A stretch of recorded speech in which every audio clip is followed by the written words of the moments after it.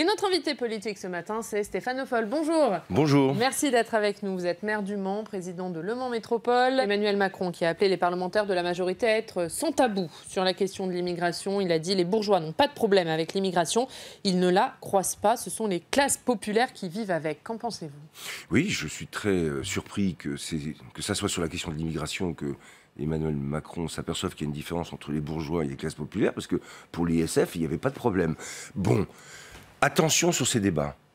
J'ai regardé juste en arrivant le débat qu'il y avait hier avec les avocats. Attention sur ce débat. On a des obligations, on a un devoir d'accueil et d'asile, et on a un devoir de maîtrise de l'immigration. C'est la vérité. Et tous ceux qui diraient autre chose mentiraient aux Français. Mais à chaque fois qu'on veut jouer sur cette question, et on le voit avec Emmanuel Macron, pour installer un seul débat, c'est Emmanuel Macron, Marine Le Pen. Donc pour vous, il joue sur cette question écoutez, ça me paraît assez évident que cette rentrée politique d'un seul coup sur la question d'immigration soit posée en ces termes.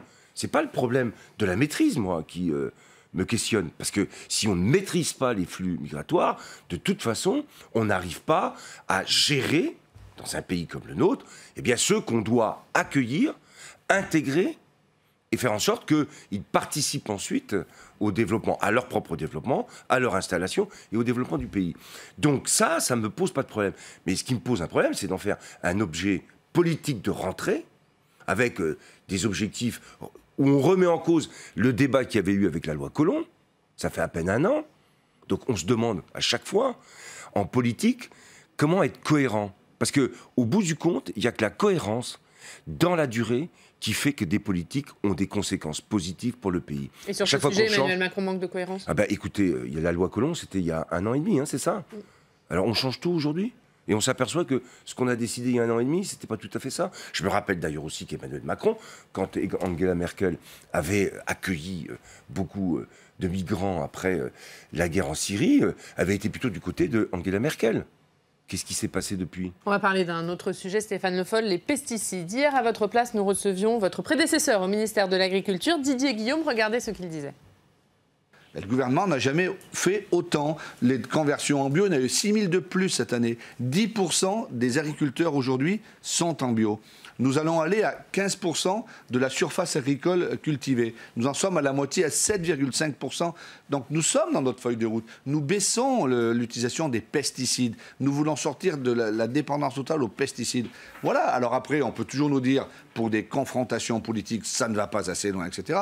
Mais moi, ce que j'aimerais qu'objectivement, on regarde les choses et qu'on dise 150 mètres, ça n'a pas de sens. Peut-être à certains endroits, il faut plus, mais à plein d'endroits, il faudra moins. Voilà, Didier Guillaume, votre successeur au ministère de l'Agriculture, qu'est-ce que vous lui répondez? La première chose que je vais lui répondre, mais il n'était pas en responsabilité à l'époque, c'est que moi je m'étais battu pendant 3 ans pour mettre en place un système qui s'appelait les certificats d'économie de phytosanitaire. J'ai fait un article d'ailleurs dans l'Ouest France. Une tribune. Une tribune, oui, une tribune plutôt.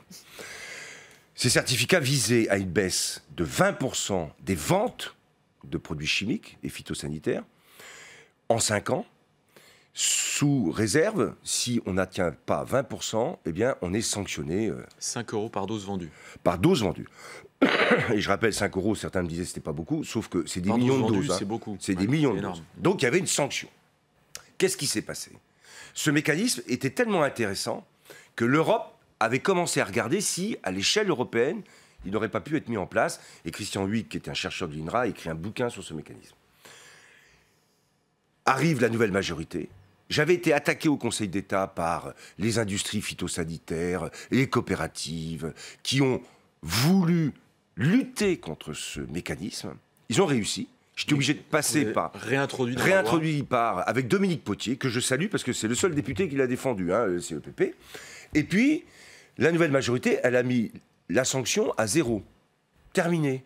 Alors après, on a des débats où les phytos continuent d'augmenter, et où on débat sur 5 mètres, 10 mètres, 150, 50 mètres. Moi, j'avais déjà eu ce débat. On a mis en place, c'était 50 mètres, et avec des accords qui devaient être passés par les préfets, avec des protections en particulier sur les écoles, avec des protections sur les EHPAD, sur tous les lieux collectifs. Donc pour vous, la bonne distance, c'est 50 mètres. Non, c'était... Et à adapter, à chaque fois, par les préfets,